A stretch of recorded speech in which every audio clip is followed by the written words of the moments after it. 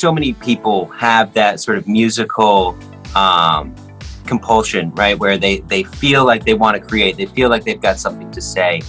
And so the question is like, how can you spend the time to learn how to say it? And it's sort of just about getting out of your own way. So much of creativity is about just getting out of your own way and really removing your expectations, right? The biggest thing that I see in my beginner students and really even in my advanced students is their expectations of where they're supposed to be and how those expectations really just hold them back.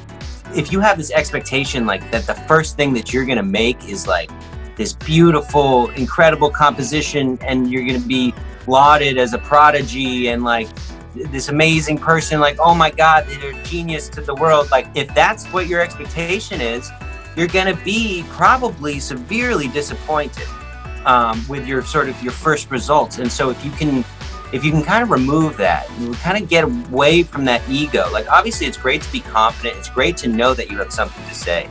But when it comes to actually saying it, if you kind of step back from your own ego, you're gonna give yourself so much more creative room to just start to explore the tool. And whether it's a guitar or it's Ableton or it's Pro Tools or it's Logic or any of these artistic tools that we sort of have for us, if you can just kind of sit with them and have fun with them and kind of push away those ideas of like, oh, I'm gonna be this great thing.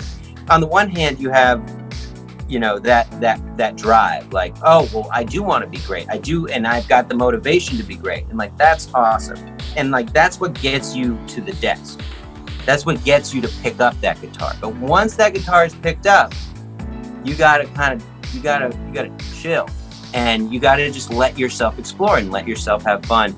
And that's how you sort of open up the idea of learning something new and finding that voice for yourself, is just by having fun with it. Because if you don't have fun with it, you're not gonna want to do it. You're never gonna get the skills and the familiarity with the tool to really achieve where it is that you want to be.